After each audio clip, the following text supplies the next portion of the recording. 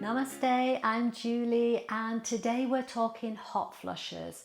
If you struggle with them, this video is for you because I will be sharing 5 natural remedies that will help not only reduce the intensity of hot flushes, it will also reduce the frequency. And we'll also be looking at what actually causes them, how do they feel, and what triggers them to make them worse. And also stick around until the end because I have a very special yoga video that is specifically designed to cool hot flushes. So let's get started. So before we dive on in, I just want to clarify the difference between hot flushes, hot flashes, and night sweats. Basically, they're all the same thing.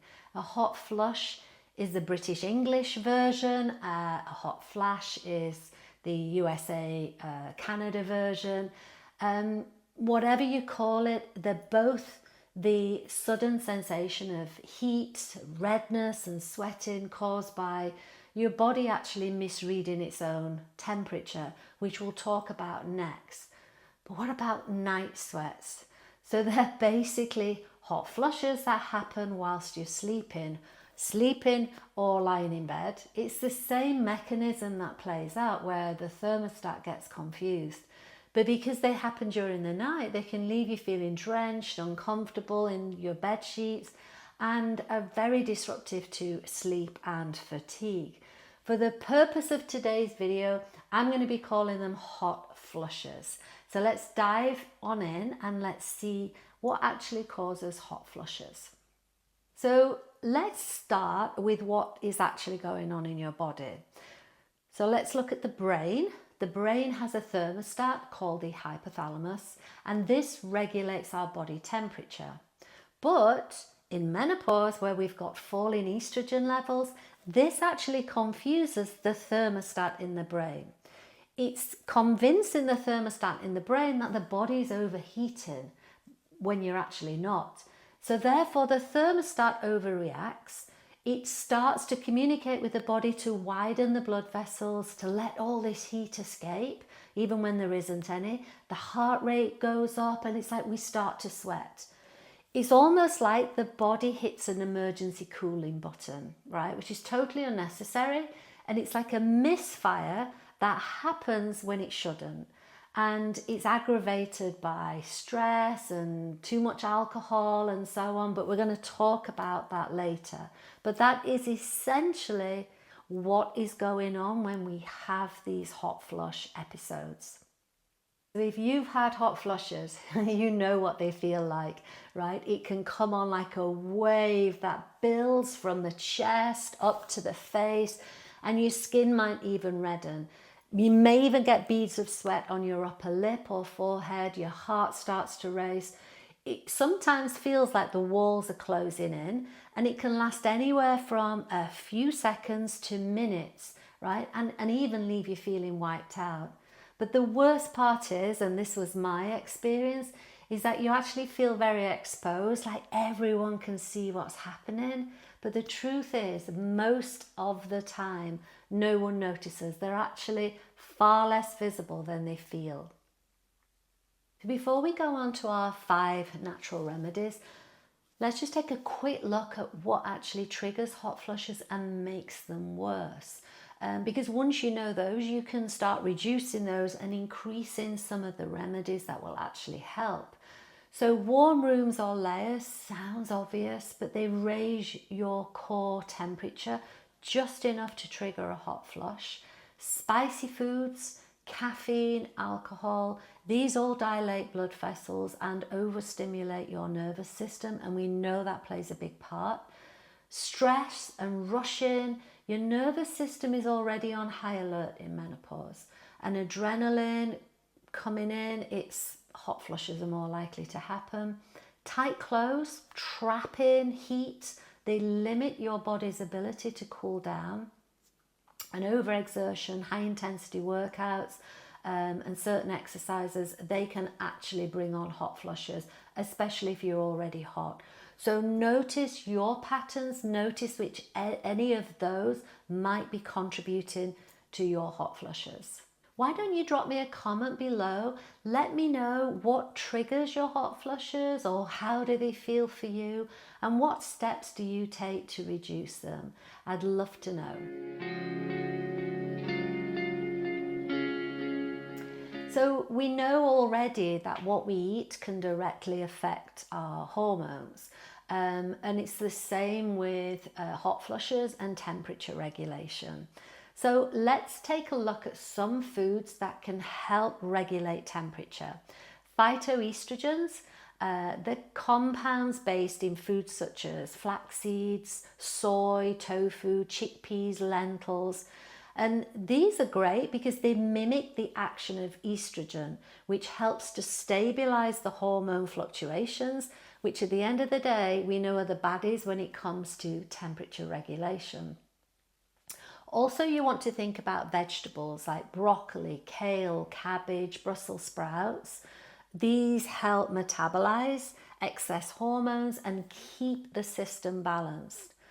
But we know on a hot summer's day, when we're hot, we naturally crave cooling foods. So again, include these in your diet for hot flushes, such as cucumber, watermelon, berries. These help calm that internal heat. And they're also high in a water content, which supports hydration, which again helps regulate temperature. And nothing beats a great cup of tea on a hot summer's day. So think about introducing sage or peppermint tea, because these help regulate temperature. Sage in particular has natural compounds that reduce sweat production.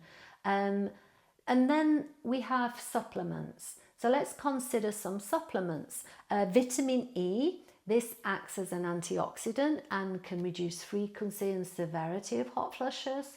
Likewise, magnesium, the miracle supplement, helps calm our nervous system, which supports sleep and lowers the stress hormones that we know can trigger hot flushes. Black cohosh, this is a traditional herbal remedy and thought to affect serotonin receptors involved in temperature regulation, but be careful because that one can interfere with other medications. Omega-3 fatty acids, fish oils, they help reduce inflammation and modulate those shifts in hormones. And also your B vitamins that support energy, mood, nervous system, resilience, can all affect our response to hormonal stress.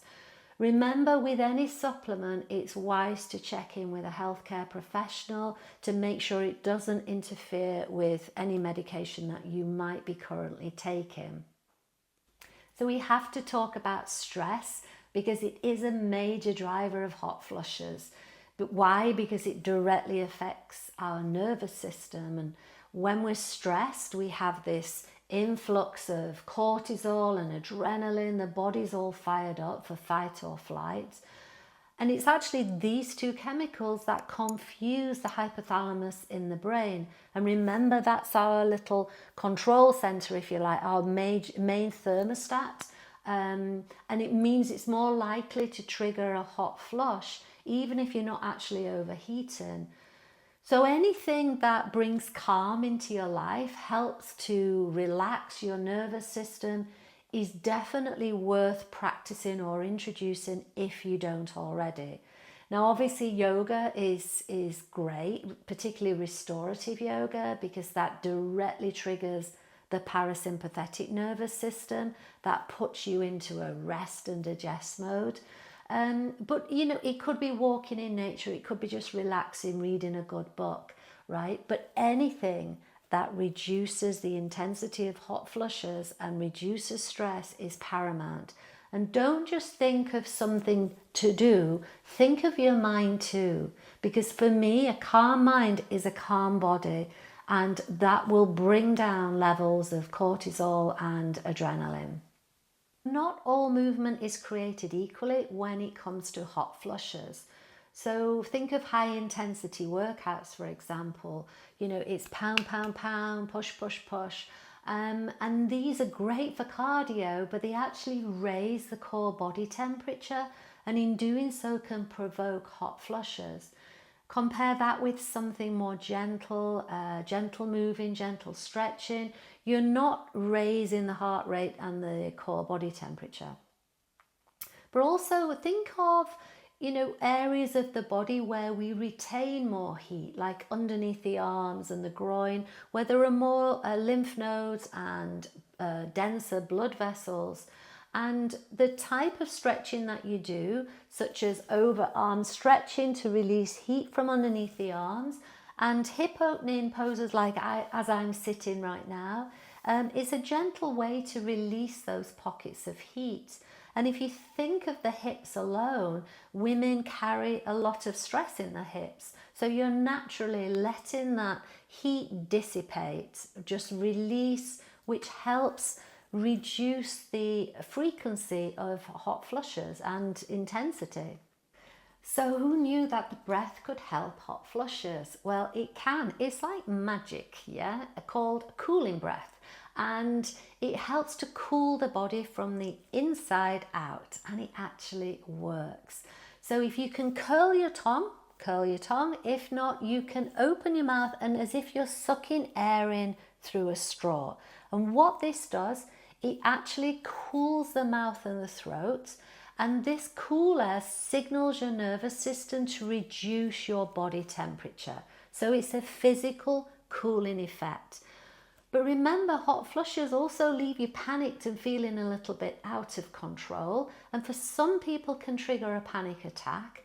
So in the moment when you practice cooling breath, it's like a way of taking back control. It calms your mind and it shifts the focus away from any discomfort or embarrassment that you might be feeling. It's so simple, very effective. You can do it anywhere. No one necessarily knows you're doing it, but give it a go. So if you can curl your tongue. If not, purse your lips with a little O, and as if you're sucking through a straw, you're sucking in the cool air. You'll feel that cool air coming into the body. So this has that physical effect, yeah? And then you are sealing the lips and exhaling out through the mouth, yeah? So you're interrupting any panic and shifting focus when that hot flush is taking place. So curl tongue, pursed lips, and then exhaling out through the nose with the mouth sealed. So you practice before it strikes, so you get good at it, and then in the moment just try doing it and see how you go. But you'll have that lovely cooling wave effect, like a little breeze coming over you, and you're taking back some control. Okay, so lastly, let's look at hydration. This is key because when we're hot, we need to hydrate. We need water to regulate our temperature. And when you're dehydrated, your blood thickens slightly and your ability to sweat and cool down actually decreases, which worsens the hot flushes. When you drink plenty of water throughout the day, this helps keep your blood volume steady, your sweat production efficient. And we've touched on some of the cooling foods like watermelon and so on, which have a high water content. This further helps support hydration. But alongside fluids, think about creating an environment that helps cooling, like from the clothes you wear to fans at your desk, and wearing breathable natural fibers like cotton to allow, or linen, to help the heat escape rather than being trapped. And it's these small but consistent steps that will help your body maintain a comfortable temperature and reduce those hot flushes. So don't forget to like and subscribe to the channel if you've enjoyed this video so you don't miss out on future ones. And to sum it all up, hot flushes, it is just your body's way of trying to protect you, but it's reading faulty signals. And by just taking a few or all of these steps, you can help support the management of hot flushes and hopefully reduce them. If you want to give a yoga video a try, click the link for the next one. It's specifically designed to reduce hot flushes. And don't forget to download my free flexibility blueprint, because that will teach you how to stretch effectively and how to incorporate stretches into your day. And I'll see you again very soon. Namaste.